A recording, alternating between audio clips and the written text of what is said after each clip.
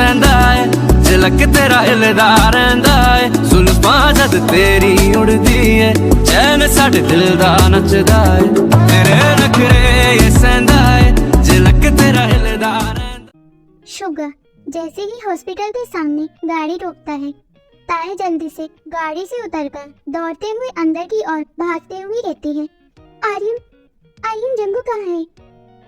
आर्यन अभी कुछ आगे कह पाता कि तभी शुगर ताए को इशारा करते हुए कहता है, भाभी भैया इस वार्ड में है।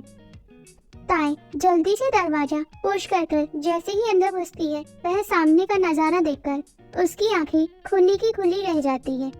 अरे शुगर, तूने यह क्या कर दिया? तुझे पता भी है लिजा अंदर है, और तू तो जानता ही है वह कितनी बड़ी चिप्पू है। वह हर वक्त जंगू से चिपकी रहती है, अभी भी वह जंगू से चिपकी होगी। अब जंगू का क्या होगा, भगवान ही बचाए उसे। भाभी तो अब नहीं छोड़ने वाली उसे। आर्यन अफसोस के साथ कहता है, क्या सच में वह लिजा की बच्ची अंदर है? ओह माय गॉड, अब क्या होगा? शुगर दरवाजे की तरफ देखते हुए कहता है, अभी सुन ढक्कन, हमारी सौतन इस वार्ड में शिफ्ट है। जिन पीछे से आते हुए आर्यन के कंधे पर टैप करते हुए पूछती है। आर्यन अपने लिए किसी लड़की के मुंह से ढक्कन सुनकर चिढ़ते हुए गुस्से से पीछे मुड़ता है, और सामने जिन को देखकर उसका गुस्सा छूमंतर हो जाता है। तुमने ढक्कन किसको बोला? तेरे को बोला भी। अब चल बिन नौटंकी किए बगैर मुझे ये बता कि मेरा सौतन इस वार्ड में शिफ्ट है। देखो पहले तुम ना लड़कियों की तरह बिहेव करना सीखो, और फिर से ढक्कन बोला ना तो देख लेना, इस बार मैं छोड़ रहा हूँ तुम्हें। मैं कोई ढक्कन बक्कन नहीं हूँ, और मैं तुम्हारी किसी भी सौतन को नहीं जानता हूँ। तुम्हारा सौतन कहाँ है, किस वार्ड में शिफ्ट है, उसके साथ क्या हुआ है?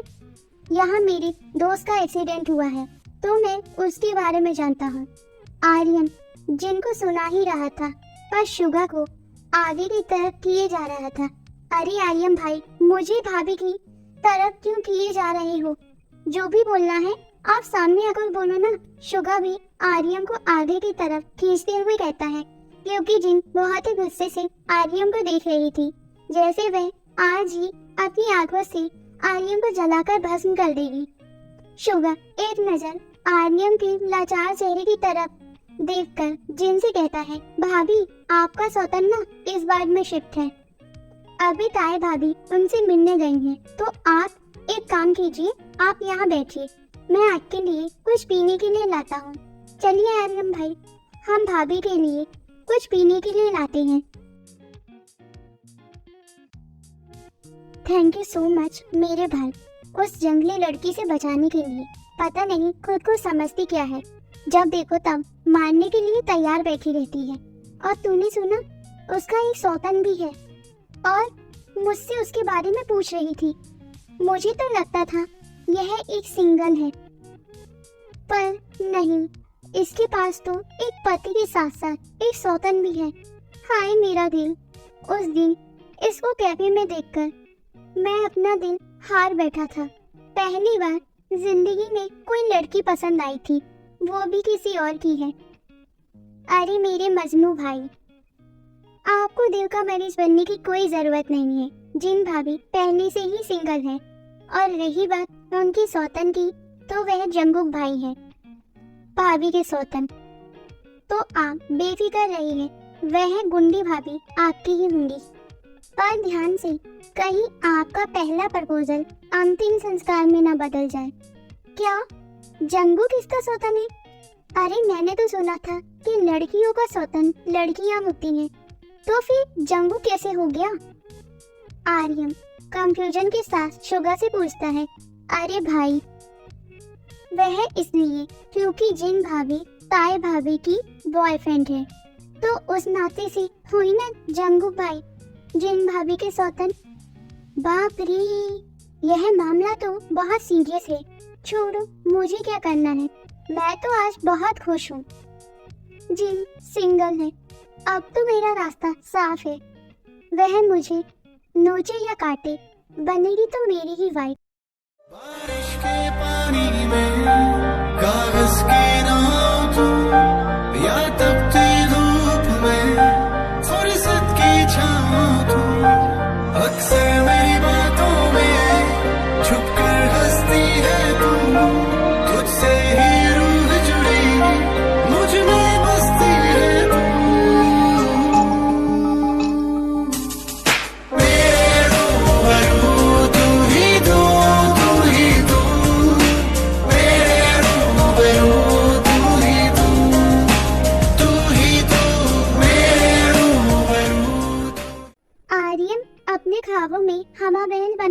हुए कहता है, शुगा तू मेरा साथ देगा ना जिनको अपनी भाभी बनाने में? हाँ हाँ क्यों नहीं, जरूर आपका साथ दूंगा। अरे मैं तो यही चाहता हूँ कि मेरी दोनों भाभी एक साथ रहें और आप दोनों का बैंड बजाती रहे। क्या कहा तुमने? अरे अरे कुछ नहीं, मैं तो आपका साथ दूंगा ना जिन भाभी को पटाने के लिए, पर मेरी एक शर्त है। ताई जैसे ही अंदर घुसती है वह जंगो को किसी और लड़की के बहुत ही करीब देखकर उसका मुंह खुला का खुला रह जाता है। वो लड़की जंगो को बेतहाशा चूमे जा रही थी। ताई को यह नजारा देखकर उसके दिल में कुछ टूटने जैसा महसूस होने लगा। उसकी ना चाहते हुए भी उसकी आंखों से आंसू बहने लगे। तभी जंगो की नजर ताई पर पड़ती है। जंगो ताई को कल रात वाली साड़ी और उसकी लाल आंखें जो अभी भी रोने की वजह से सूजी हुई थी, यह सब देखकर जंगो को समझने में देरी नहीं लगी कि ताई किस हालत में भागकर उससे मिलने आई है। जंगो एक झटके से लिजा को दूर करते हुए कहता है, लिजा अब तुम्हें बाहर जाना चाहिए, यह हमारे घर की मेड है, मुझे इससे कुछ जरूरी बात करनी है। ओके बेबी, तुम अपना ध्यान रखो, मैं तुमसे फिर मिलने आऊंगी। वह अपना पर्स टेबल से उठाकर ताई को अजीब नजरों से घूर कर देखते हुए बाहर की तरफ चली जाती है। ताई अपने आंसू पोंछकर जैसे ही दरवाजे की तरफ जाने वाली होती है कि तभी जंगो अपना पेट पकड़कर जोर से चीखते हुए कहता है, काफी दर्द हो रहा है बेबी, प्लीज हेल्प मी। जब ताई जंगो की दरदरी आवाज सुनती है तो वह वापस से मुड़कर तेजी से जंगो की तरफ जाते हुए कहती है, क्या सच में दर्द हो रहा है? कहाँ हो रहा है? दिखाओ मुझे, डॉक्टर को बुलाओ। जंगो सिर्फ ताई को ही देखे जा रहा था। कहाँ दर्द हो रहा है? ताई जंगो को इधर उधर देख ही रही थी कि तभी जंगो उसकी कमर में हाथ डालकर उसे खींचते हुए अपनी नीचे दबा लेता है। जंगो यह क्या कर रहे हो? छोड़ो मुझे। ताई अभी बस इतना ही कह पाती है कि तभी जंगो ताई की फोटो को अपने होठों से लॉक कर लेता है।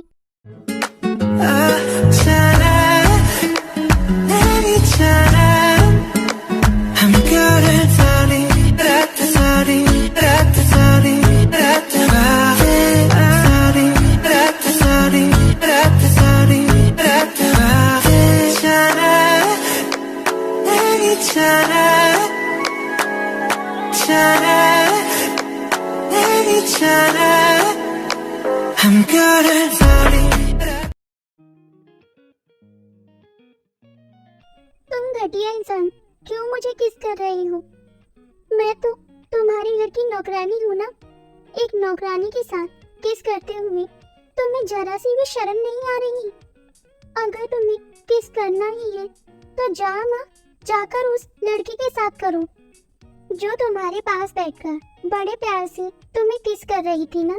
ताई जंगो के बाल पकड़कर नोचते हुए कहती है, क्यों बेबी, तुम्हें जेलसी हो रही है ना उस लड़की से? जंगो ताई के होठों पर अपनी उंगली फिराते हुए कहता है, दूर रहो मुझसे, मैं कोई जेलस वेलस नहीं हो रही हूँ।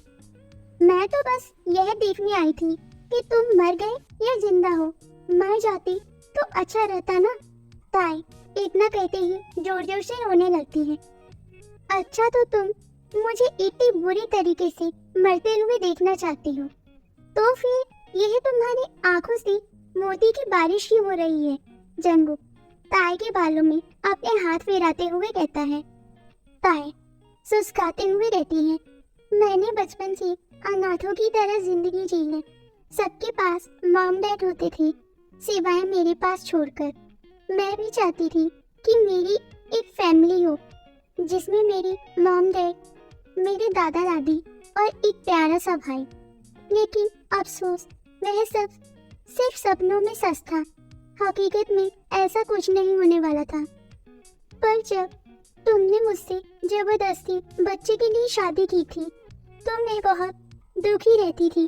पर तुम मुझसे बच्चा लेने के बाद मुझे फिर से वही हाल में छोड़ दोगी जिस हाल में मैं पहले रहती थी। लेकिन जब मैं शुगा से और माजी से मिली तो मुझे एक भाई और माँ की कमी पूरी हो गई थी। पर मुझे क्या पता था कि मैं इतनी लकी हूँ कि मुझे एक नहीं दो भाई मिल जाएंगे। आर्यन मुझे बड़े भाई की तरह तो शुगा मुझे छोटे भाई की तरह प्रोटेक्ट करता है और मैं विधवा होकर इन सबको खोना नहीं चाहती हूँ, समझी? जंगू ताई की बातें बड़े ही ध्यान से सुन रहा था। मैं बहुत ही बड़ी गलती करने जा रहा था। अगर मैं ताई को अपनी मॉम देखकर एक्सीडेंट का बदला लेता तो शायद मैं कभी खुद को माफ नहीं कर पाता। ताई, मैं तुमसे प्रॉमिस करता हूँ तुम्हारी ये हंसती खेलती फैमिली को सबकी नजरों से बचा कर रखूंगा। मैं तुम्हें सारी खुशियाँ दूंगा जो तुम डिजर्व करती हो। यह सारी बातें सोचते ही जंगू मुस्कुराता है और कहता है, अरे बीबी अब रोना बंद ही करो। देखो तुमने मेरी शर्ट का क्या हाल कर दिया है। ऐसा लग रहा है जैसे मैं अभी बारिश से नहा कर आया हूँ। जंगू के कहने पर भी ताई और जोर जोर से रोने लगती है, जिससे परेशान होकर जंगू ताई को अपने करीब कर बड़ी ही शरारती लहजे के साथ कहता है, बीबी अगर तुम कुछ देर मुझसे ऐसे ही चिपकी रही तो मैं अपना कंट्रोल खो दूंगा। क्या तुम चाहती हो कि तुम्हारा घायल पति तुम्हारे साथ इस कदर रोमांस करे? ताई जंगू के मुंह से ये सब सुनकर और जंगू को अपने ऊपर से धक्का देने लगती है। हटो तुम जाहिल आदमी, जब देखो तब ऐसी गंदी गंदी बातें करते रहते हो। मैं थोड़ी ना किसी और की बीबी के साथ रोमांस कर रहा हूँ। मैं तो अपनी ब्यूटीफुल सी वाइफ के साथ ये सब कर रहा हूँ। छोड़ो मुझे। तुम दिन ब दिन बहुत बेशर्म होती जा रही हो। जंगू को धक्का देने की वजह से जंगू के घाव पर उसके हाथ टच कर जाता है। ताई के हाथ में जब कुछ चिपचिपा सा महसूस होता है तो वह अपने हाथ ऊपर करते हुए देखती है तो चौंकते हुए रहती है। खून, ये तो हमारे पेट से खून क्यों निकल रहा है? जंगूक, हाय आर्मी, आप सब कैसे हैं? मुझे कमेंट में बताना। अगर आपको मेरी स्टोरी अच्छी लगी तो लाइक एंड सब्सक्राइब करना, जिससे आपको मेरी वीडियो की नोटिफिकेशन मिलती रहे। Okay bye army, thank you.